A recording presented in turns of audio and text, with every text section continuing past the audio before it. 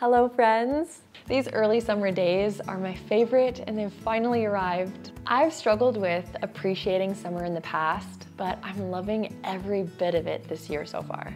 I've been watching nostalgic films like Aquamarine, the Hannah Montana movie. Every morning I open the windows and let in the breeze. And I've been really into the coastal grandmother aesthetic that has kind of popped up this year. And I've been reading books set in Italy during summertime. It's just been so fun, and the summer is only just starting. The magic of these early summer days, it's almost palpable. So today, I kind of want to give you a starter pack as a way to dive into summertime so that you can enjoy the season, especially for those of you who might not love summer as much as you might want. So I am going to be sharing book, movie, TV show, and activity recommendations. So let's get started with the books.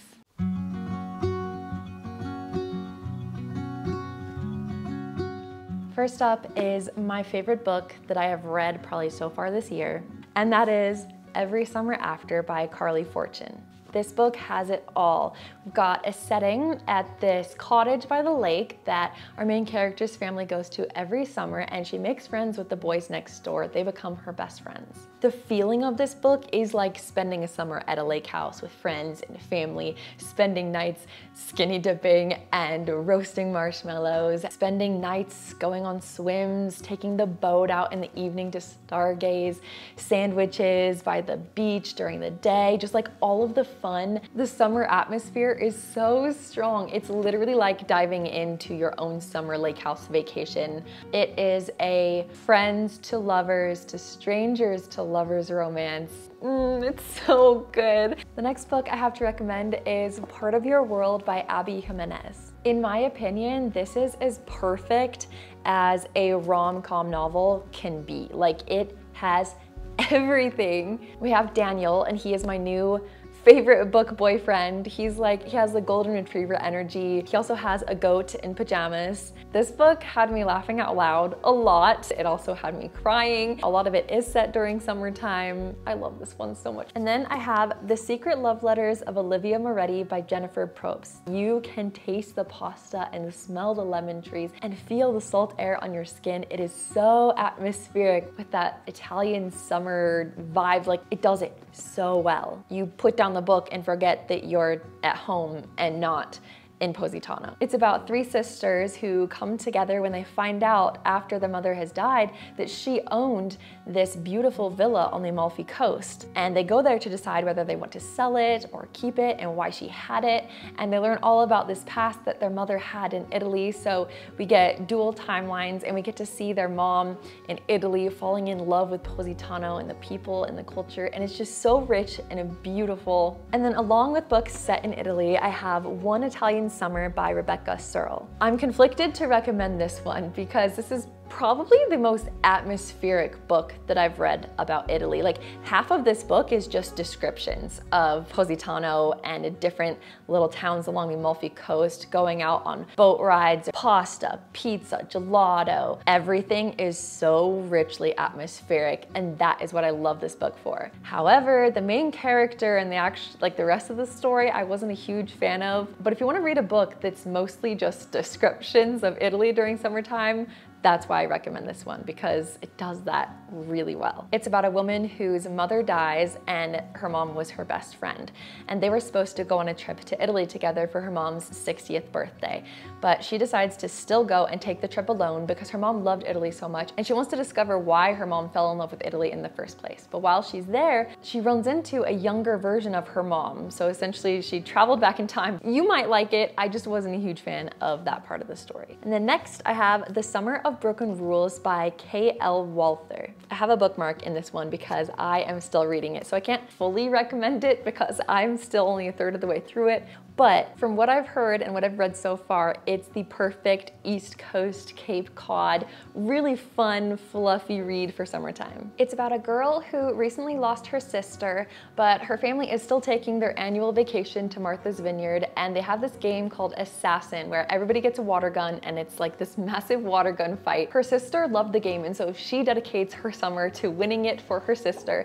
But then she forms this alliance with a groomsman from like the other side of the family, family. There's swimming, bike riding, getting ice cream, and it's so fun. Like, that's the best way I can describe this book. It's just really fun. This is also YA, so if you like more lighthearted YA books, I think this would be perfect for you. Along with YA, this is my favorite YA historical fiction book ever. It is A Sky Painted Gold by Laura Wood. The best way I can describe this book is The Great Gatsby meets Gilmore Girls meets I Capture the Castle. And I say Gilmore Girls because the two main characters and their relationship remind me a lot of Rory and Logan. It's about this girl named Lou, and she has this habit of sneaking into the Cardew mansion when the family isn't there. But one summer she sneaks in and she gets caught. At least I think she gets caught. It's been a few years since I read this. I'm pretty sure she gets caught, and she starts to form this relationship with one of the Cardew boys. She's swept into this dazzling world of moonlit parties, glamour, secrets, all of those great Gatsby vibes, and it's really good. Now, if you are into nautical books, kind of with pirates, that type of vibe, I have to recommend Fable by Adrienne Young. And then also, it's a duology, so Namesake is also really good. And I love the covers, how they match up like this. I'm gonna read you the inside of the dust jacket. Welcome to a world made dangerous by the sea and those who wish to profit from it, where a young girl must find her place and her family while trying to survive in a world built for men. For a 17-year-old Fable, the daughter of the most powerful trader in the Narrows, the sea is the only home she has ever known. It's been 4 years since the night she watched her mother drown during an unforgiving storm. The next day, her father abandoned her on a legendary island filled with thieves and little food. To survive, she must keep to herself, learn to trust no one, and rely on the unique skills her mother taught her. The only thing that keeps her going is the goal of getting off the island, finding her father, and demanding her rightful place beside him and his crew. To do so, Fable enlists the help of a young trader named West to get her off the island and across the Narrows to her father. But her father's rivalries and the dangers of his trading enterprise have only multiplied since she last saw him, and Fable soon finds that West isn't who he seems. Together, they will have to survive more than the treacherous storms that haunt the Narrows if they're going to stay alive.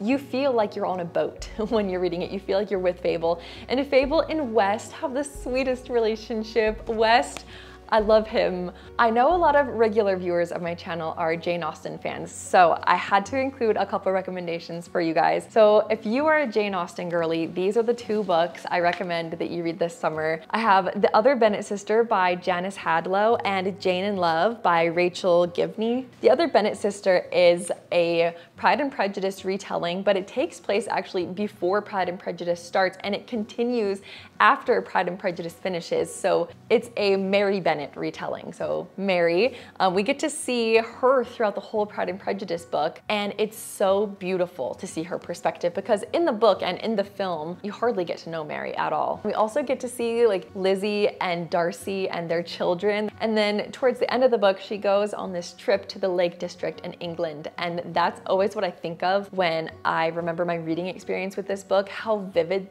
and beautiful the descriptions were of the Lake District and William Wordsworth and poetry. That plays a big part in the book because of Mary's love for learning. She really gets into poetry and reading, and it's just fantastic. It's so beautiful and well done.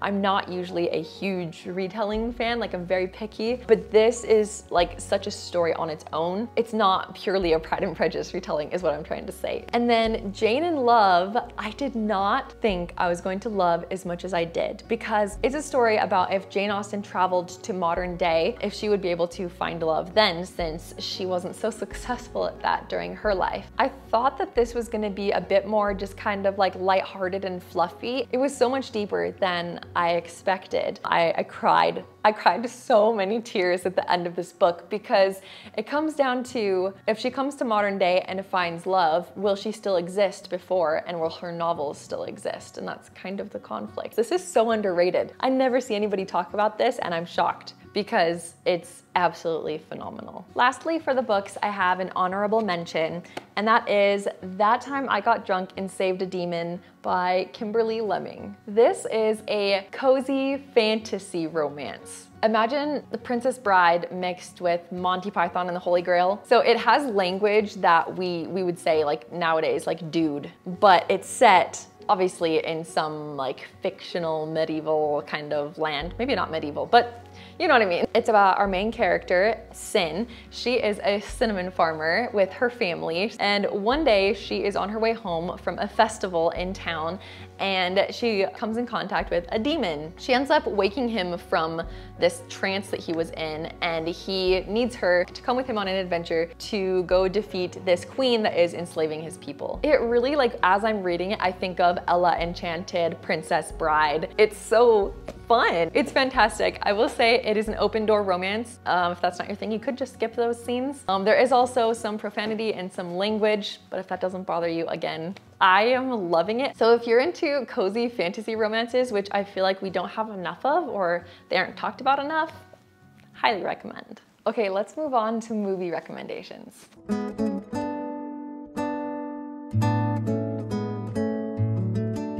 Starting off with one of my favorites, Mamma Mia and Mamma Mia 2. This is just a classic. It's set on a Greek island. It has the most perfect songs that you'll be singing all summer. That whole montage scene of our last summer, I could watch that just on repeat all the time. It's about Sophie, who doesn't know who her dad is, and so she sends invitations to her wedding to these men that she thinks could be her dad, and she thinks if they show up and when she sees them, she'll just instantly know who her dad is. But that is not the case. It's so fun. They're at the beach, they're swimming, taking boat rides, they're setting up for a wedding, and in the very casual beachy vibes. Plus, it's Meryl Streep and Amanda Seyfried. Did I say that right? Next is another classic, and that is The Sisterhood of the Traveling Pants. This one and Aquamarine I watch like every year at the beginning of summer to just kick off the summer season. It's about these 4 best friends who are going their separate ways for the summer, some of them on vacation, some of them with families, soccer camps, and there's one pair of jeans that fits all of them, even though they all have different body shapes and are different sizes. So throughout the summer, they are mailing these jeans to each other, and we kind of follow the jeans and follow all of the friends, see how they're spending their summer. It has young Blake Lively, and it has little Alexis Bledel, who plays Rory Gilmore. Also part of it is spent in Greece. If a movie takes place in Greece or Italy during summertime, I will watch it, as long as it's not depressing, because summer isn't for depressing stuff. Speaking of movies set in Italy during summertime, this is one that I don't know, like I don't understand why it's not more talked about, because it's one of my favorites. It's called Only You, and it stars Robert Downey Jr. and Marissa Tomei. Did I say her name right? She also plays Aunt May in Spider-Man with Tom Holland. Okay, so it's about the main character named Faith, and she is using like a Ouija, no, not a Ouija board. Yeah, she's using a Ouija board. And she asks it the name of her future husband when she's like 13. And it tells her a name. And then when she's older, she's engaged and ready to get married, it comes to her knowledge that this person with this name is in Italy. So she ditches her life, goes to Italy to find this guy because it's supposedly her dream man, like her soulmate. She really believes that if she doesn't go find him, she won't be marrying her soulmate. A lot of it is set in Positano on the Amalfi Coast, and it's so fun. If you like 90s rom-coms set in Italy during summertime with Robert Downey Jr., you're welcome. This next one is another classic, and that is Dirty Dancing. The music in this film and the dancing is enough reason to watch it. It's about a girl named Baby who goes to spend some time during the summer with her family at the Catskills, this really nice resort, and she's bored, and one night she helps this guy carry a watermelon, and they go into this kind of like underground club scene, and everybody is dirty dancing, and she's like, wow, I want to learn how to do this. She meets one of the instructors who teaches dance there, and he kind of shows her the ropes a bit. And then later on, we find out that one of the other instructors isn't able to fulfill her duties, and she wants to step in to help save this other instructor. So she's like, teach me how to dance. I can step in for her and perform with you. They don't have much time, but he's like, okay, I'll teach you. Just the teaching montage is a serotonin boost. The scene where they're walking over the log, and the scene when they're in the lake and he's lifting her up, the final scene of their performance, it always makes me want to get up and dance, and it just makes me feel so good. Serotonin all the way. Another movie that will make you feel like summer is The Parent Trap. You could watch the older version or the newer one with Lindsay Lohan. I'm gonna talk about the one with Lindsay Lohan because that one's my favorite. It's about two twins who were separated at birth and they meet during a summer camp. They realize that they're twins and then they want to get their parents back together. So they switch places. One goes to England and one goes to Napa, California. The whole entire film is enjoyable. There are so many laugh out loud moments. Ultimately, it is a feel-good film.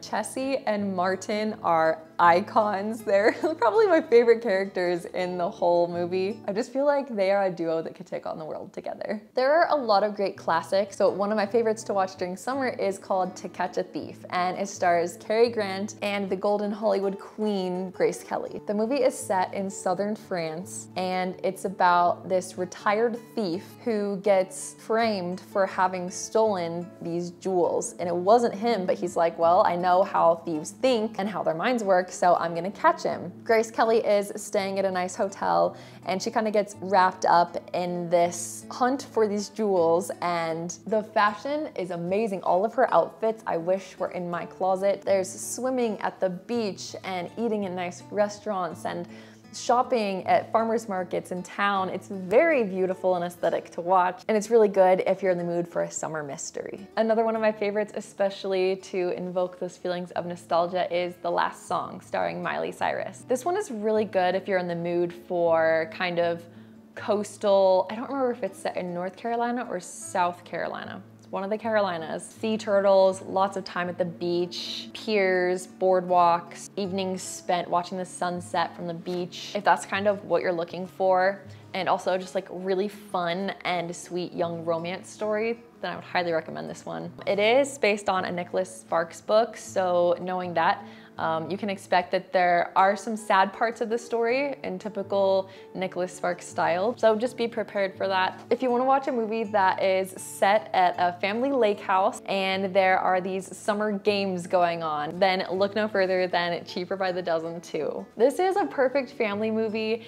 It is pure serotonin, pure laughs. It's so funny. It also has little Taylor Lautner in it, as well as Hilary Duff. I mean, Steve Martin. It has so many stars. There are lake games, and Steve Martin, his character, wants to win so badly, but he's trying so hard, which actually just kind of backfires. Really, it's the dads who are competing against each other and enlisting their children to win for them. The kids are friends with each other and they just want to spend the time having fun on the lake. The perfect family movie if you want to laugh and have a good time. Another fun aesthetic that has been trending this season is Miley Stewart summer. Girls romanticizing their lives in the countryside, on farms, doing chores in the morning, sitting on the front porch, drinking sweet tea, things like that. So the next movie I have to recommend is the Hannah Montana movie. It's about Miley, who is also Hannah Montana. She goes to spend the summer, I think it's her family's farm, just to kind of spend some time away from Hollywood and focus on the things that really matter. And she's also trying to impress a boy that she was friends with when she was younger. She kind of starts to fall for him again. Their relationship is really sweet. Taylor Swift makes an appearance. This is another really good family film. It's heartwarming. It's set in Tennessee. There's horseback riding, barnyard dancing. I highly recommend it. And maybe my favorite nostalgic summer movie, Aquamarine. I watch this every year with my family when we're together. Like last year I flew out to visit my mom and my sisters were there, and we had a night where we all watched Aquamarine together because despite our ages and our interests now, it's always a movie that we bond over. It's about these two best friends. One of them is going to be moving after the end of the summer, and they will do anything they can to try and convince her mom not to move, but it's not working. One day there's a really bad storm and a mermaid gets washed up into a pool and she gets stuck there. The girls discover her and they help her to get out, you know, and so she can go back to the ocean. But this mermaid tells them that they can get a wish if they can help her fall in love so that she can prove to her dad that humans aren't crazy and that true love does exist. And so they're like, okay, we'll help you fall in love with a guy if you grant our wish of having the one girl not have to move. It's very like teenagey, girly, and fun. If you haven't watched it yet, please go watch it. Also, the soundtrack is so good. I've been listening to it this whole past week. And those are all of the movie recommendations. So let's move on to TV shows.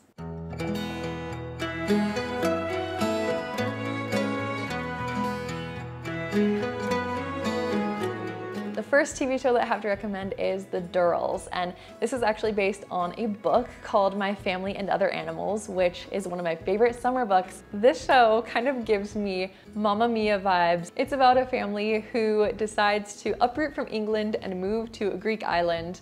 And while they're there, one of the main characters, he's really interested in animals. There are a lot of scenes of him like showing his animals that he's collecting and that he's observing, and that's really fun. It's really entertaining to watch this family try to adapt to life in Greece. It's set during summertime, so we have the beach and the sun, and they're kind of trying to get their house together and communicate with the people there and learn what the customs are. Another recommendation that I have is Dive Club.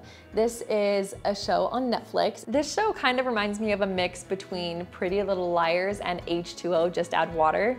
It's these teenage girls who live on an island off of a coast in Australia. They are divers and they love to spend their days out on their boat diving for treasure. And one day their friend goes back to the boat to grab her phone that she left, but a storm was coming in, and the next day she's gone and they don't know what happened to her. So a lot of the show is them kind of following these clues and trying to solve the mystery of what happened to their friend and whether she's still alive or not. And that's kind of why I say it's like Pretty Little Liars a bit, because you get these little clues in each episode and they get closer to revealing what happened to her. But then the H2O Just Add Water reminds me of, like, there are these young girls, they live in Australia, they love the water, everything about the ocean. They have this beautiful clubhouse that I would love to live in for a summer. It is a little bit cheesy, but these are teenage girls, so what do you expect? It's really fun. And then this show is not out yet, and that is The Summer I Turned Pretty. I've read the book, but I'm really excited to watch the show because while the book was okay, I think the TV adaptation is really going to harness in those summer vibes and make it a little bit mature than the book was. It's about a girl named Belly who goes to spend the summer at the summer house with her mom and her mom's best friend and the sons of her mom's best friend. She is best friends with these boys, but this summer she turned pretty and there's kind of a love triangle situation going on with them. The trailer for the show is really beautiful and makes me feel like I'm taking a trip to the East Coast to spend my days at the beach. It kind of feels like a beach read in the form of a TV show. And then lastly, for the TV shows, I have to recommend Stranger Things. This show will blow your mind. I can almost guarantee it will not disappoint you. It is so fun. It is such a ride. The first season is about these kids that are friends. They love playing Dungeons and Dragons. And something weird happens and one of their friends gets trapped in what they call the Upside Down. I don't know what else to say without spoiling it. It is written so well. It has the ultimate like 80s adventure summer vibes. The show also has some of my absolute favorite characters, like Steve. I would say each season gets a little bit darker, so the first season isn't that bad. Then there's the second, third, and the fourth season just came out, which I just finished, and it blew my mind. It was scary, but it was so good. Okay, and that is everything that I have for the TV show recommendations, so let's move on to activities.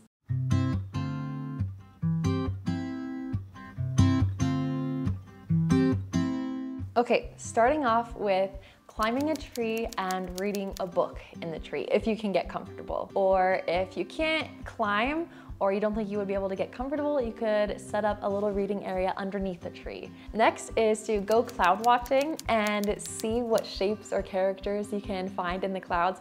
Use your imagination, have fun, put your phone down, and just let your mind breathe and relax and enjoy the clouds. Next is to make fresh lemonade and watch the Hannah Montana movie. I just feel like those two would pair really well together, some homemade lemonade and enjoying the Hannah Montana movie. Along with that, my next recommendation is to make a fort and watch The Parent Trap. So you can grab some blankets and make a fort. If you have a fake tree, because I wouldn't want you to damage a real tree, I have some fake trees, so I'll put the fake tree out here and then hang some blankets over it and put some chairs on the side, and it makes a really fun fort. I just feel like forts and Parent Trap go so well together, or Lord of the Rings or Studio Ghibli movies. I feel like those are also worthy of a fort experience while watching. My next recommendation is to have a water day. Go to the beach, or if you don't live near a beach, go to a lake or river, pond or pool. Spend the day laying out and swimming, or if you like tanning, maybe bring a book and some tanning lotion and just enjoy the water if you can. The next recommendation is to go for a drive and blast your favorite songs and make a stop to grab a snow cone and finish it off by going to a park to watch the sunset. Next recommendation, you can stay up at night to watch the fireflies dance and then lay out a blanket and stargaze. Another recommendation, if you have a bike, is to ride your bike around town and listen to a summery playlist. Another recommendation that I do every year is to go camping. And if you don't have access to a campground, you could camp in your backyard or even in your living room. And then make s'mores, read ghost stories, and try not to get scared. Another recommendation is to make a blueberry lavender granola bowl for breakfast. I have been doing this every day and it is my new favorite breakfast. I saw a video about it on TikTok. I don't remember her username. I'll link her TikTok down below, but that's where I got the recipe from. And I will include some clips here if I have them of me making it so you can see what I'm talking about. It doesn't sound so good, but it is phenomenal. It tastes like summer in the form of a breakfast.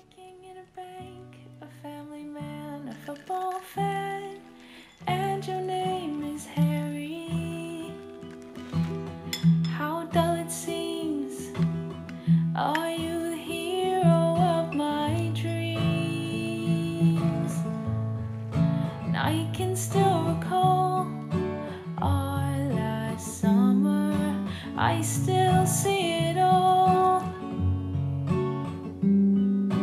in the tourist jam round the Notre Dame. Our last summer, walking hand in hand. My next recommendation is to do something that you enjoyed doing as a kid. So for me, that could be running through sprinklers or making homemade orange juice popsicles. I think it's so important to feed that inner child in us, those things that we loved as a kid. Why would we not enjoy them anymore just because we're an adult, you know?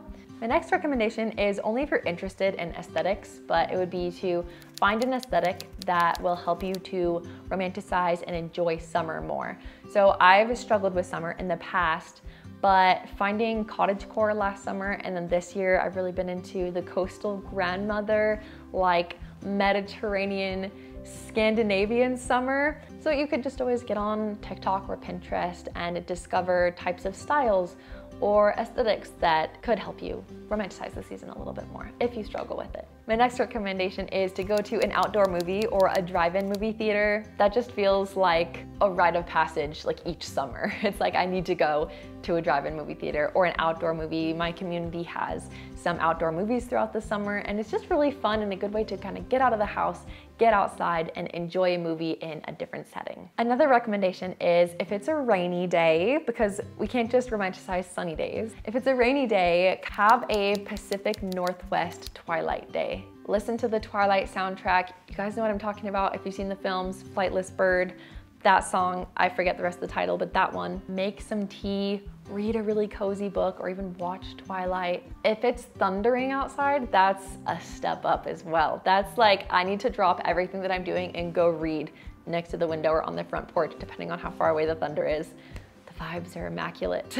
Another recommendation is to go berry picking and then make a berry cake. This is really fun and also really easy to do, but it also just looks really pretty and I feel like it would taste really good too with fresh berries. Also, you can romanticize putting on a cute outfit and going to a farmer's market on a Saturday morning and browsing all of the booths, imagining that you're the main character in your own story, and then going home and making a meal with the fresh ingredients that you got. And then you can have an 80s movie marathon. I love the 80s, and some of my favorites that I like to do with like an 80s movie marathon day would be Dirty Dancing, Ferris Bueller's Day Off, The Karate Kid, Top Gun, and The Goonies are some of my favorites. Also, you can have no phone days. I try to do this as often as I can. It really does wonders for my mental health. You probably have no idea how much you rely on your phone as a form of escapism when you're dealing with stress or having bad mental health days. But instead of picking up a phone, picking up a book or putting on some shoes and going out for a nature walk, walking around outside, just getting out of your head and this world on your phone and kind of grounding yourself in this world, in these moments without any other distractions, it just does so many things for my mental health. So it works a lot for me, so maybe it will work for you too. I can't recommend no phone days enough. Like, you can get on your phone to check the weather and stuff like that, but maybe try to not check the news or not check social media or even worry about text messages or emails or anything like that. Another recommendation that's really easy is just to open your windows when it's nice weather outside, let in the breeze, let in the fresh air. And then my final recommendation is to go forest bathing. Forest bathing is a term that was created in 1982 by the Japanese Ministry of Architecture, Forestry, and Fisheries, which basically means absorbing the forest atmosphere. The practice encourages people to spend time in nature. You could even go further, take off your shoes and walk barefoot, stand in the sunshine, listen to the birds and the sounds of water running or the wind, and just fully taking in and embracing everything around you in the forest. So those are all of my recommendations. I hope that you got some good ideas on movies or TV shows or books to read or things to do to enjoy summer more fully. If you have any recommendations for me or things that are traditions for you every summer, I would love to hear them in the comments. I hope that you are going to have a wonderful summer. I feel like we're finally coming out of a fog these past couple years, and this summer is going to be a time of healing and recovering and finding ourselves again and just doing things that make us happy. Okay, I'm sorry, that was kind of long-winded, but I hope you guys have a great summer. Thank you again so much to my patrons and everyone that supports me over in Honeywood Hollow. Thank you so much. Again, I love you guys, and I will see you in my next video. Bye, friends.